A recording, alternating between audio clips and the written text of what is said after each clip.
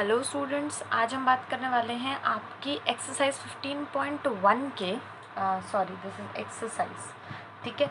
Exercise 15.1 के class 9th, okay, question number first और second के बारे में, ठीक है।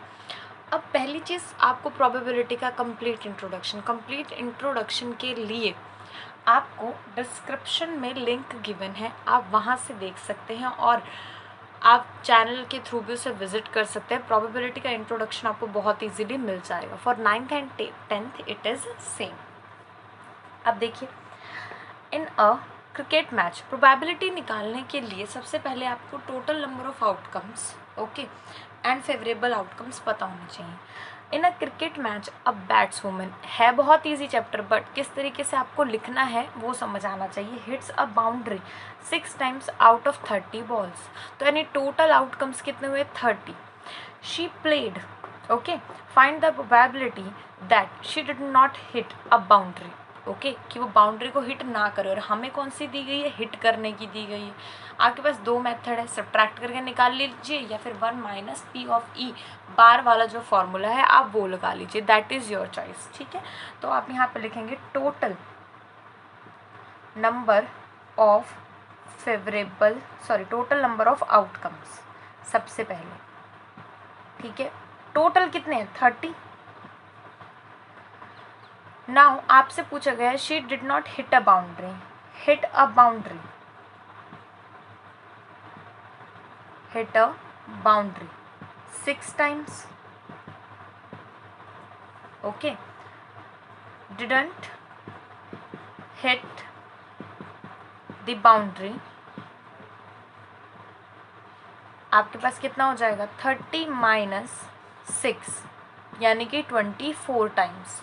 तो total number of favourable outcomes आपके पास कितने रहेंगे? 24। Clear? let P of E be the event, let E be the event, let E be the event and P be the probability of event, ठीक है। ये आपको बताना पड़ेगा कि E आपके पास इवेंट है, P हम आपके पास प्रोबेबिलिटी है। सो P ऑफ E फॉर्मूला ज़रूर निकला है, total number of favourable outcomes divide by total number of outcomes, यही होता है आपका फॉर्मूला, ठीक है। आप बार बार लिखेंगे तो ये आपको याद भी हो जाएगा। तो ये आपके पास कितना आ जाएगा? 24/30। मैं एक बार इसको यहाँ लिख रही हूँ, आप लिख लीजिएगा, ठीक है। सॉल्व करना चाहें से सॉल्व कर सकते हैं। और आपको आंसर का भी पता है कि आपका आंसर या तो 1 के इक्वल या 1 से लेस, ठीक है, उससे ज़्यादा नहीं आ सकता। और 0 से ग्रेटर नेगेटिव भी आपके पास ये नहीं हो सकता है, ठीक है। तो ये आपके पास कितना हो जाएगा? 4, 6 4 24 एंड 6 5 35। तो आपका जो आंसर है वो आ गया 4/5। और यही आपको क्या करना था? Calculate, okay. Now let us talk about your question number 2। अब आपके क्वेश्चन नंबर 2 की बात करते हैं, okay. Here is your question में आपको क्या गिवन है? 1500 families with the 2 children were selected randomly, find the following data were recorded. ये आपके पास रिकॉर्डेड डाटा है जो कि गिवन है, ठीक है। फर्स्ट पार्ट में आपको कहा गया है प्रोबेबिलिटी बताइए 2 गर्ल्स की, ठीक है, कि 2 गर्ल्स अगर रैंडमली चूज की जाए, ठीक है। तो हमारे पास अब 2 गर्ल्स के लिए total number of favourable outcome ये रहेंगे। तो आप लिखेंगे let E be the event and P be the probability of event, okay. तो फर्स्ट पार्ट में दिया गया है 2, तो आप यहाँ लिखेंगे total number of favourable outcomes 2 के लिए कितने हो जाएंगे? 475। ये 2 मत लिख दीजिएगा, 2 के लिए उसने पूछा है कितने, तो ये हो जाएगा 475। Clear? After that total number of outcomes अब बताइए कितनी है टोटल फैमिली आपके पास, 1500, तो यहाँ लिख दीजिए 1500, ठीक है।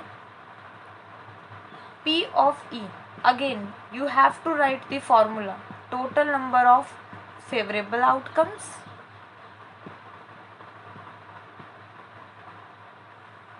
by total number of outcomes, ये हो जाएगा 475 बाय 1500। इसे कैंसिल मत कीजिए बिकॉज लास्ट में आपको बोला गया है कि सबका टोटल 1 आना चाहिए, ठीक है। तो उसे कैलकुलेट करने के लिए हम इसे ऐसे ही रख लेते हैं बिकॉज एलसीएम तो हमें लेना ही पड़ेगा, ठीक है। सेकंड, आपको कहा गया है 1 गर्ल के लिए, तो 1 गर्ल के लिए हमारे पास, मैं अब इसको शॉर्ट में लिख रही हूँ बट आपको ये पूरी थ्योरी एज इट इज़ लिखनी है। 1 गर्ल के लिए प्रोबेबिलिटी आपकी P ऑफ E क्या हो जाएगी, फॉर्मूला भी लिखना है, ठीक है। 814 बाय 1500। एंड थर्ड में आपको बोला गया है no girl, it means no girl के लिए कितनी है, नो गर्ल इट मीन्स 0, और 0 के लिए कितनी है 211, इट मीन्स दिस वन। ये आपका यहाँ तक आ जाएगा। आपसे पूछा गया also check whether the sum of these probability is 1, ठीक है। नाउ आप यहाँ पे E1 E2 डाल दीजिएगा, E1 ये E1 निकला है, ये E2 निकला है, और यहाँ का P ऑफ E3 निकला है, ठीक है। Let E1 be the event. Now PE1 plus PE2 okay plus PE3 is equals to, सबको ऐड कर दीजिए, 475 by 1500 plus 814 by 1500 and plus 211 by 1500। इन्हें ऐड कीजिएगा, ये आता है ऊपर 1500 और नीचे भी आपके पास 1500, कैंसलिंग एंड यू गॉट 1, ठीक है। और यही आपको क्या करना था, प्रूव करना था कि सबका सम आपके पास क्या आएगा, 1। वैसे ऐसा होता ही है, जितने भी आपकी प्रोबेबिलिटी होती है उन्हें ऐड करने के बाद 1 ही आना चाहिए, ठीक है। तो इस तरीके से प्रॉपरली बिल्कुल सिस्टमेटिक वे से आपने इसके सॉल्यूशन को लिखना है, okay. In the next video we will talk about your next question. Thank you so much.